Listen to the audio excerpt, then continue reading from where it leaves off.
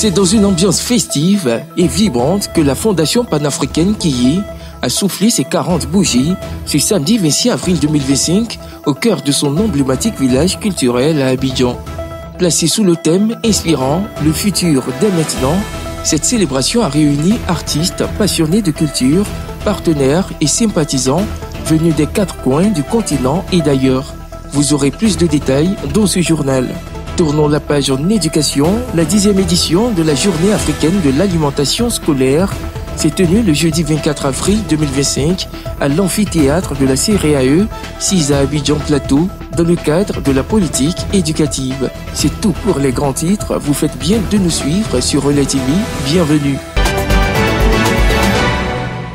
Le village Kiyi, haut lieu de création artistique, fondé par Were King en 1985, avec une journée mémorable, rythmée par des animations culturelles, des danses traditionnelles et contemporaines, des performances théâtrales et une immersion dans l'univers unique de cette institution qui a marqué des générations d'artistes africains.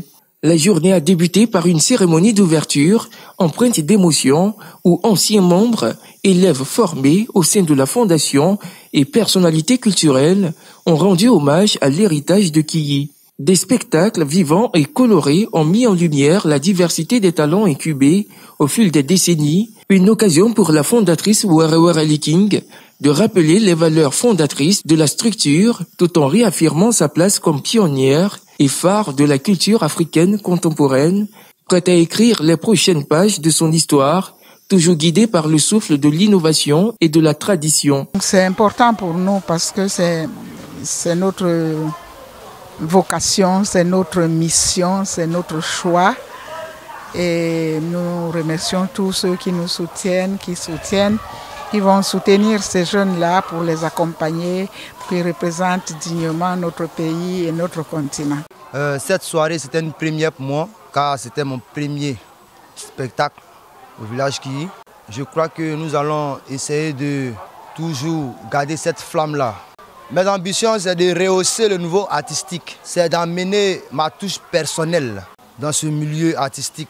Raison pour laquelle j'ai mon concept Afrique Zik, qui veut dire le savoir, c'est la musique africaine.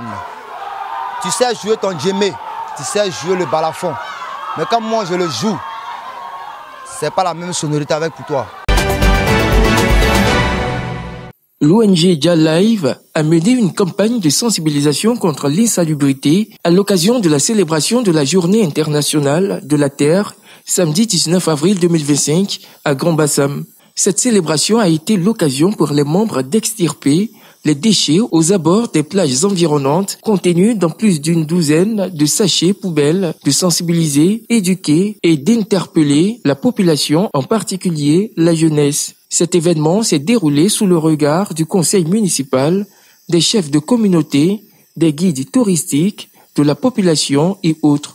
En plus de sensibiliser, l'ONG Jalive entend unir les forces vives et les populations de Grand Bassam pour une promotion de l'énergie renouvelable telle que l'énergie solaire afin de produire de l'électricité propre pour tous, mais surtout transformer tous les déchets plastiques, le plus grand nombre possible, afin de protéger l'environnement. Pour Eberim Rose, présidente de l'ONG Jalive, l'engagement éco-citoyen doit être épousé en amont, c'est-à-dire au niveau local.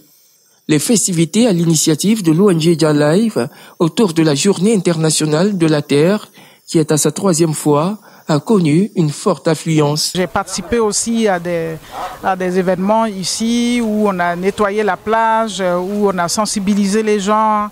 Et moi je pense que c'est un problème qui nous concerne tous. Et il faut tout le temps, si on peut aider, si on peut contribuer à quelque chose pour soutenir cette ONG qui lutte contre la salubrité sur nos plages, c'est une bonne chose. Nous sommes aujourd'hui réunis ici pour la Journée de la Terre. La Journée de la Terre qui, vous avez vu, on a pu organiser avec tous ces partenaires, avec ces braves femmes. Nous avons sollicité ces braves femmes-là pour nettoyer la plage. Et tout ce que nous avons ramassé, nous allons les recycler. Donc c'est pourquoi nous avons instauré cette Journée de la Terre. Normalement c'est prévu le 22 avril, mais en prélude nous l'avons fait le 19 avril. C'est la 3e édition, parce que nous avons fait avec l'ambassade des États-Unis et l'ONG Jaliv aujourd'hui, avec ses partenaires, l'ont réalisé. Nous allons bientôt à Jacquesville, après Assini, San Pedro. Nous avons un appel à lancer à tous les partenaires, parce que faire une activité comme celle-ci, ce n'est pas facile. Nous avons besoin de financement. Nous avons des partenaires pour nous accompagner pour cette activité. Concernant cette activité, je dirais qu'elle est très importante. Du moment que cette activité prend en compte notre cadre de vie. Nous devons de vivre dans un environnement propre pour être d'abord en bonne santé et puis pour notre propre plaisir à nous-mêmes, d'être dans un cadre sain. Et donc l'ONG Jaliv fait très bien de s'occuper déjà des plages, de l'environnement, et c'est une activité à saluer. Que nous tous, nous devons accompagner. D'ailleurs, nous ne devons pas attendre que ce soit une seule structure qui s'en occupe, mais que ce soit le quotidien de chaque habitant. Voilà. Et vous avez parlé d'impressions. Je dirais que mes impressions sont bonnes. Elles sont très bonnes d'ailleurs. Et nous devons tous participer, voilà, à maintenir notre cadre de vie propre. La Journée africaine de l'alimentation a été organisée par le ministère de l'Éducation nationale à travers la direction des cantines scolaires avec pour thème alimentation scolaire, enjeux et défis. Quelle contribution des collectivités décentralisées pour le développement d'un capital humain de qualité, levier de croissance économique. Cette cérémonie a eu pour objectif de mettre en œuvre un programme d'installation, d'extension et de suivi des cantines scolaires, un programme intégré de pérennisation, coordonner tout partenariat avec les institutions nationales et internationales et de mobiliser des ressources additionnelles au profit des cantines scolaires, ciblant le milieu rural et le milieu urbain.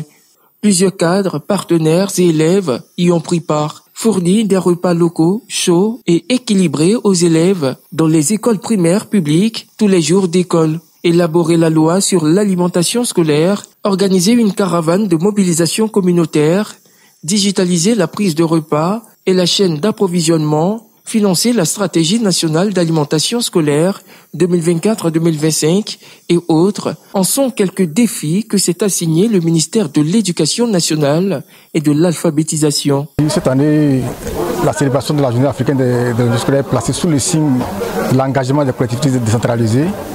C'est une façon pour nous de mettre cet instrument entre les mains des collectivités décentralisées pour assurer le développement local. En même temps qu'elles vont s'occuper de l'alimentation scolaire, c'est développer nos régions à travers le groupement agricole mobilisé autour des cantines scolaires. L'alimentation scolaire a plusieurs dimensions dans le financement. Il y a l'État qui prend une partie du financement pour couvrir 26 jours.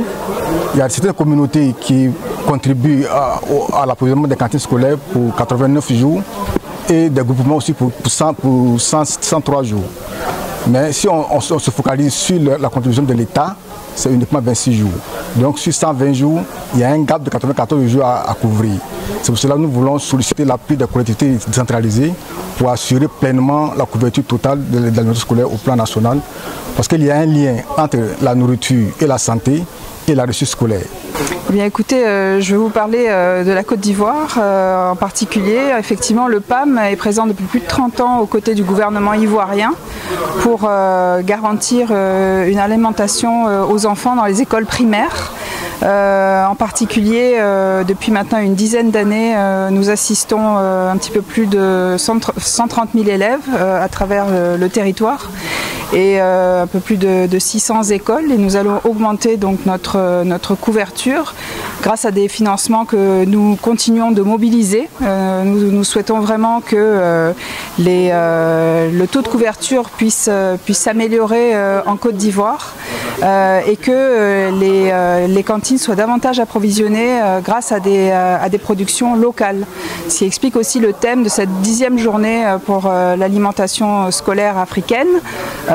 Comment aussi cette alimentation scolaire peut contribuer à l'économie, et je pense que c'est important justement de mettre l'accent sur les collectivités locales et tout l'apport que les communautés apportent justement aux cantines scolaires. Et nous sommes sommes là aux côtés du gouvernement, non seulement pour ce soutien opérationnel, mais également pour apporter un soutien technique, notamment dans le cadre de la production de la stratégie nationale pour l'alimentation scolaire. Et on a parlé aussi aujourd'hui durant les débats de la loi, et nous sommes aussi présents aux côtés du gouvernement pour travailler justement sur cette loi sur l'alimentation scolaire qui permettrait de rendre cette alimentation scolaire pérenne dans les écoles du territoire ivoirien.